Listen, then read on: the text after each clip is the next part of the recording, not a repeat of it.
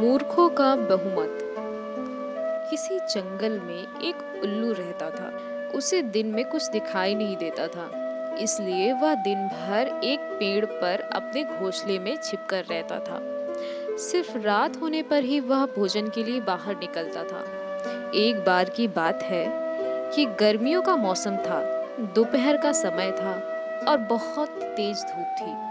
तभी कहीं से एक बंदर आया और वह उल्लू के घोंसले वाले पेड़ पर आकर बैठ गया। गर्मी और धूप से परेशान बंदर ने कहा, उफ, बहुत गर्मी है। आकाश में सूर्य भी आग के किसी बड़े गोले की तरह चमक रहा है। बंदर की बात उससे रहा नहीं गया और बीच में ही बोल पड़ा, यह तुम झूठ कह रहे हो। सूर्य नहीं, बल्कि अगर चंद्रमा के चमकने की बात कहते तो मैं इसे सच मान लेता। बंदर बोला, भला दिन में चंद्रमा कैसे चमक सकता है? वह तो रात में चमकता है और यह दिन का समय है, तो दिन में सूर्य ही चमकेगा ना। यही कारण है कि सूर्य की तेज रोशनी की वजह से बहुत गर्मी हो रही है।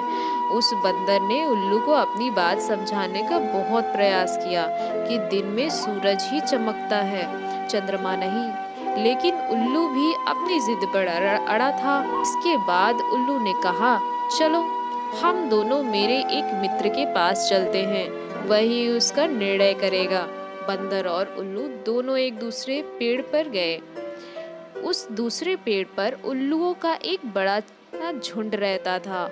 उल्लू ने सभी को बुलाया और उनसे कहा कि दिन में आकार में सूर्य चमक रहा है या नहीं, यह तुम सब मिलकर बताओ। उल्लू की बात सुनकर उल्लुओं का झुंड हंसने लगा।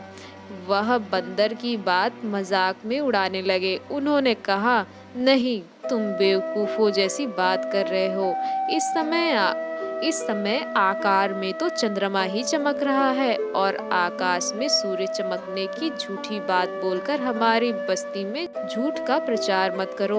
उल्लुओं के झुंडों की बात सुनने के बाद भी बंदर अपनी ही बात पे अड़ा रहा, जिसे देखकर सभी उल्लू गुस्सा हो गए और वे सारे के सारे बंदर को मारने के लिए उस पर झटपट आ गए।